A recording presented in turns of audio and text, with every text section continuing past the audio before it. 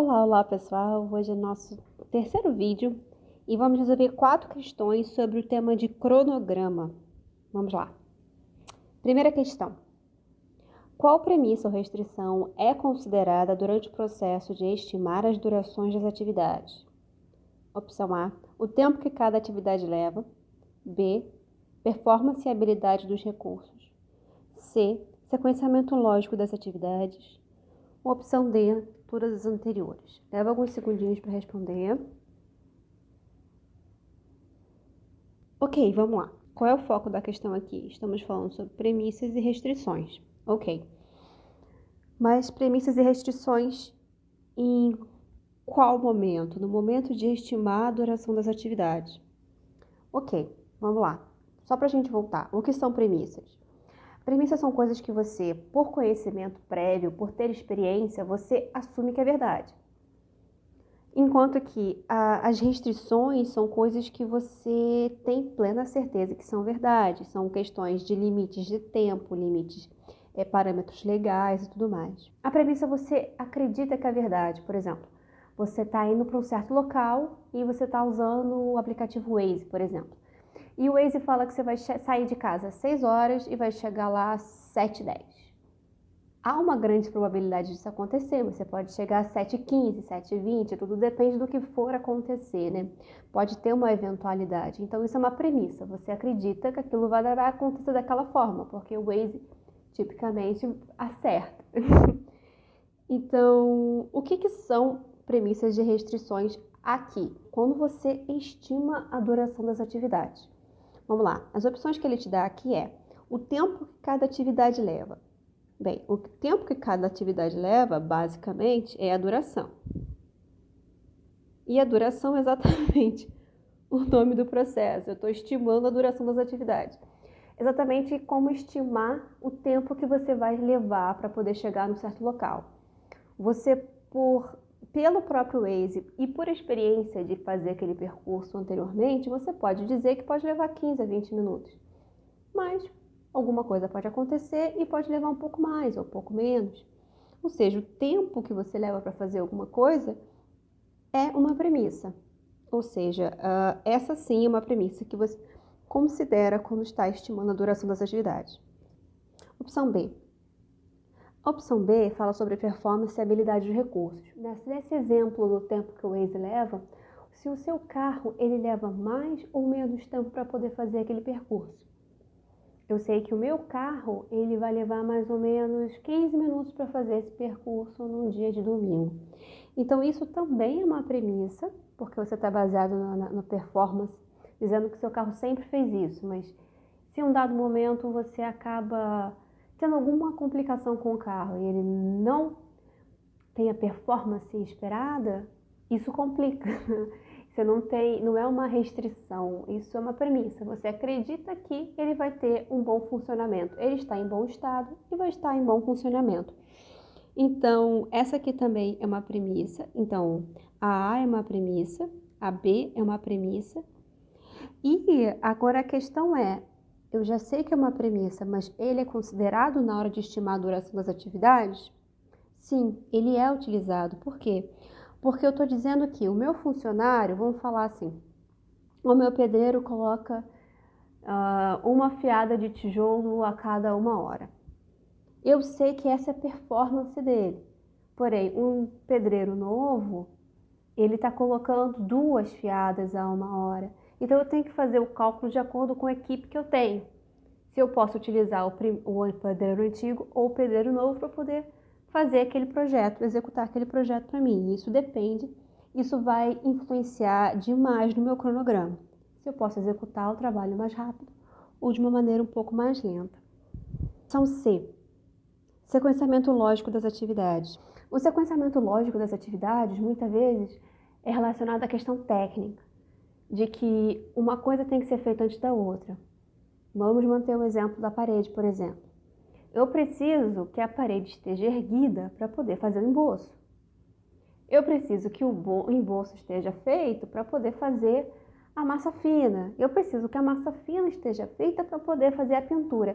Então, essa questão do sequenciamento lógico é uma questão que é uma restrição, por exemplo.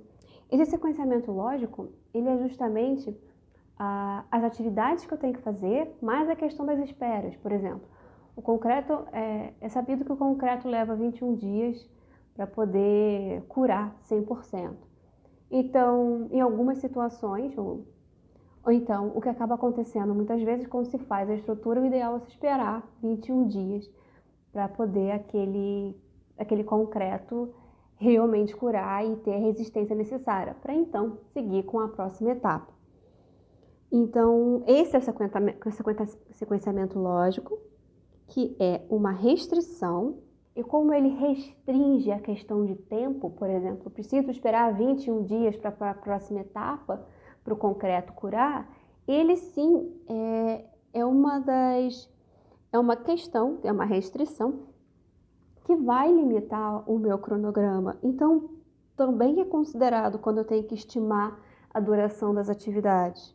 Sendo assim, a resposta correta é a letra D, que considera que todas as anteriores são corretas. Questão 2. Jonas é um gerente de projeto que precisa fazer medição de desempenho de seu projeto. Ele coletou todos os dados sobre o status do projeto, mas ainda precisa saber sobre quais técnicas de análise desses dados foram escolhidas e como utilizá-las. Para obter essas informações, qual documento ele deveria acessar? Opção A, plano de gerenciamento do cronograma. Opção B, plano de variação do cronograma. Opção C, plano de gerenciamento de valor agregado. Ou D, nenhuma das anteriores. Alguns segundinhos para vocês responderem. Vamos lá. Ele quer saber qual documento eu devo acessar. Então, eu quero alguma informação específica. Qual informação específica é essa? Ele precisa saber quais técnicas de análise de dados foram escolhidas para como utilizá-las. Quais foram escolhidas e como utilizá-las. Técnica de análise de dados. Para fazer medição de desempenho de projeto. Vamos lá. A medição de desempenho de projeto, a gente está na fase de controle e monitoramento. E onde a gente sabe como a gente deve proceder, porque aqui ele quer saber quais foram as técnicas escolhidas e como a gente vai utilizá-la. Isso é como eu devo proceder nessa fase. E como eu devo proceder e quais técnicas que eu vou usar, técnicas e ferramentas, estão todas descritas no plano. Como aqui a gente está falando sobre medição de desempenho e tudo mais, dentro do tema de cronograma, a nossa resposta é o plano de gerenciamento do cronograma. E uma coisa importante aqui é que não existe esse plano de variação de cronograma, nem mesmo o plano de gerenciamento do valor agregado. Sendo assim, a resposta correta é a letra A. Bora para a questão 3? Questão 3. Qual das opções a seguir não pode ser considerada um atributo das dependências das atividades? Opção A, obrigatórias ou arbitradas. B, término para término. C, interno e externo. D, nenhuma das anteriores. Alguns segundinhos para vocês responderem. Vamos lá. Aqui a gente está lidando com dois conceitos bem interessantes.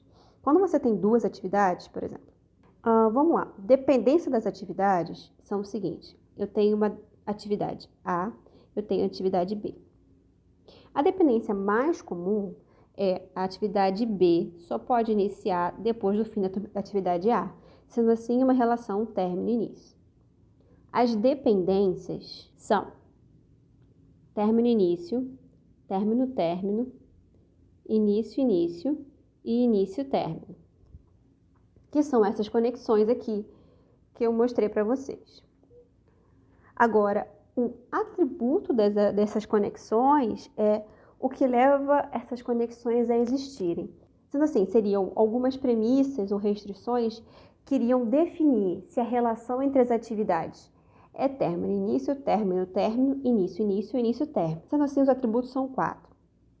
Eles podem ser internos ou externos ao projeto, ou podem ser obrigatórios ou arbitrários. Sendo assim, as dependências do projeto são consideradas, são essas aqui, enquanto que os atributos do projeto, eles podem ser internos ou externos, que isso quer dizer sob o controle da equipe de projeto, ou fora do controle da equipe do projeto, Ou eles podem ser obrigatórios, sendo uma questão legal, por exemplo, ou algo inerente ao próprio processo, uma restrição que você não tem muito como fugir daquele passo a passo, ou uma questão arbitrária. A questão arbitrária é mais considerado como se fossem melhores práticas. Sendo assim, a gente está falando sobre atributos. Vimos que os obrigatórios e arbitrários são, sim, os atributos de dependência. Término a término não, são dependências. E interno e externo também são arbitrários. Sendo assim, qual das opções não pode ser considerada um atributo de dependência? Ou seja, é término para término, que é uma dependência, não um atributo. Sendo assim, a resposta correta é a letra B. Vamos para a próxima questão? Questão 4. Considerando o gráfico abaixo, qual atividade tem a folga total de 10? Atividade A, atividade B, atividade C ou atividade D? Alguns segundinhos para poder fazer. E vamos lá. Aqui a gente já começou a trabalhar com diagrama e eu acho isso bem legal. Confesso que foi a parte que eu mais achei interessante, cronograma. Você pode sempre começar com 0 ou com 1. Confesso que eu prefiro trabalhar com 1. Então, vamos responder a questão assim. Primeiro, você vai para frente, fazendo a soma padrão. Então, eu vou começar com 1 aqui, na casinha. Então, 1 mais 10, 11. 11 a gente passa para cá e para cá. 11 mais 15, a gente vai ter 26. 11 mais 25, a gente vai ter 36. Entre 26 e 36, 36 é maior, 36 é o que vai para frente. 36 mais 5, 41. Então, agora a gente faz a volta, porque o nosso objetivo é a folga total. Então, a gente volta 41, 36, menos 5, 36. 36 vai para cima e para baixo. 36 e 36. 36 menos 15 vai dar 21. 36 menos 25 vai dar 11. Então, entre os dois, o 11 é menor, então o 11 segue para cá. 11 menos 10, 1. Então, agora, como é que a gente vai descobrir a folga total? A folga total, a gente faz o seguinte: a gente pega o caminho de volta e subtrai do caminho de ida. Vamos lá. Aqui, 41 menos 41, 0. 36 menos 36, 0. Atividade A, 11 menos 11, 0. Na atividade B, 36 menos 26, 10. Sendo assim, a resposta correta é a letra B. A folga total, a única atividade que tem uma folga total igual a 10 é a atividade B. Vamos lá, essas aqui são as respostas. Espero que tenham gostado. Qualquer dúvida, deixa aqui nos comentários. E vamos nos preparar para os próximos vídeos. Cursos vem aí, hein? Até mais, galera. Tchau, tchau.